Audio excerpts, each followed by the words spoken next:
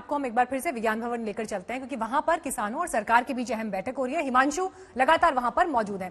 हिमांशु, देखिए, एक चुनौती जो सरकार के सामने भी दिखाई देती है इस गतिरोध के मद्देनजर, कानून वापसी की जो मांग लगातार किसान कर रहे हैं, वो मांग बहुत व्यवहारिक नहीं है। क्योंकि अगर ऐसे कानून वापस लेने की मांग होगी तो कल को 10,000 20,000 लोगों का और ग्रुप आकर बॉर्डर पर बैठ जाएगा और किसी और कानून को वापस लेने की मांग करने लगेगा। तो ये व्यवस्था तो किसी भी हिसाब से देश के लिए अच्छी नहीं है, और यही चुनौती सरकार के सामने इस वक्त है। देखिए, बिल्कुल मीनाक्षी, ये चुनौती सरकार के सामने है कि अगर आज सरकार ने ये तीनों बिल वापस ले लिए तो कल किसी ना किसी दूसरे कानून के खिलाफ जो है लोग उठकर आ सकते हैं और दिल्ली की घेराबंदी कर सकते हैं और वो अपनी मांग रख सकते हैं। तो सरकार की तरफ से तो पहले कह दिया गया कि तीनों बिलों को वापस जो है वो वापस नहीं किया जाएगा। और साथ ही साथ सरकार ने ये कहा था, खुद प्रधानमंत्री नरेंद्र मोदी लगातार इन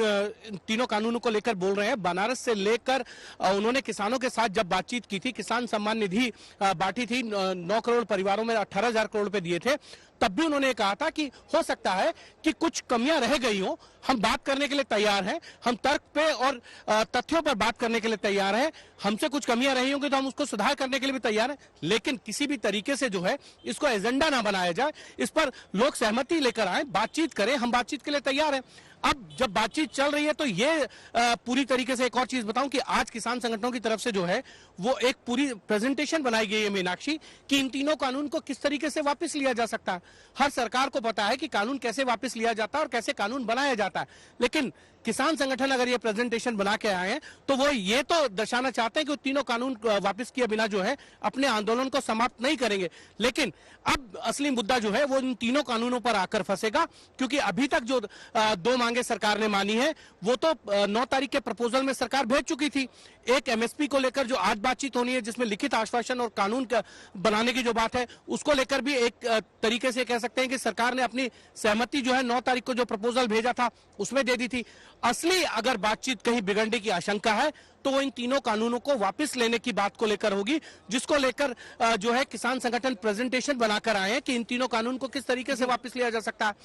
किसानों संगठनों के नेताओं से जब हमने पिछली बैठक में बात की थी तो उन्होंने कहा था कि एक स्पेशल सेशन बुलाया जाए, उस स्पेशल सेशन के अंदर संसद के तीनों कानून को वापस लेने की जो प्रक्रिया है वो शुरू कर देनी चाहिए सरकार को, और इससे कम पे हम मानने को तैयार नहीं। अब देखना यह है कि सरकार किस तरीके से जो है इन तीनों मांग को मानने के बाद तीनों कानून को वापस लेने की जो किसानों की मांग है उस पर किसानों को किस तरीके से मनाती है और इस आंदोलन को जल्द से जल्द समाप्त करने की कोशिश जो वो सरकार कर रही है उसमें सफल होगी। आरोप जो हैं वो विपक्ष की तरफ से लगाए जा रहे हैं। राहुल गांधी चंपारण से तुलना कर रहे हैं, सोनिया गांधी सरकार को अहंकारी कह रही हैं, और वहीं विपक्ष की तरफ से ये कहा जा रहा है कि जितना समय ज्यादा लगेगा आंदोलन टूटेगा, आंदोलन कमजोर पड़ेगा। तो ये सरकार की एक स्ट्रैटेजी भी हो सकती है कि लंबा खींचे तो खींचे। लेकिन चुनौती यहां पर यह है कि अगर किसान बॉर्डर पर बैठा है, इतनी भीषण ठंड में भी किसानों की मौत हो रही है, तो किसान विरोधी होना तो किसी भी सरकार के लिए अच्छा नहीं है। सरकार के अंदर खाने भी तो कुछ चल रहा होगा, कुछ चर्चाएं चल रही होंगी कि क्या कुछ समय के लिए ठंडे बस्ते में डाला जा सकता है, कुछ समय के लिए पोस्टपोन किया जा सकता है।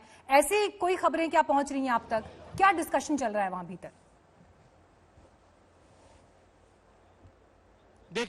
देखिए मीनाक्षी, मैं आपको एक और चीज बताऊं, अंदर खाने जरूर बातचीत चल रही है, क्योंकि जिस तरीके से आंदोलन लगातार चलता जा रहा है और 40 दिन के करीब जो है वो इस आंदोलन को चलते हुए हो गए हैं, और लगातार किसानों की मौत हो रही है ठंड के कारण, बरसात के कारण, और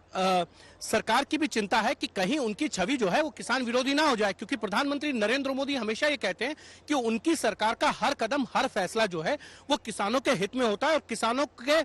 को ध्यान में रखते हुए लिया जाता है, और वो हमेशा किसानों की सोच को आगे बढ़ाते हैं और किसानों की आमदनी कैसे दुगनी की जाए इसको लेकर उनकी सरकार के ज्यादातर फैसले होते हैं। अगर ये आंदोलन ज्यादा लंबे समय तक खिंचता है तो सरकार को भी चिंताएं बढ़ रही हैं, और सरकार के अंदर भी चर्चा है कि इस आंदोलन को किस तरीके से जो है समाप्त किया जाए।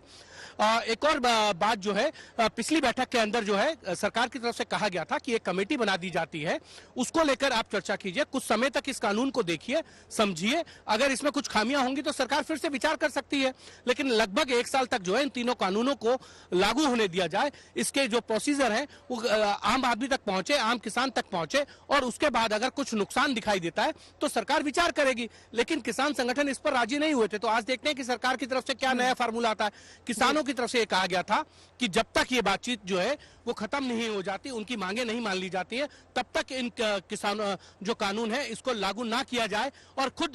किसान संगठनों की तरफ से सुप्रीम कोर्ट का हवाला भी दिया गया था। जी।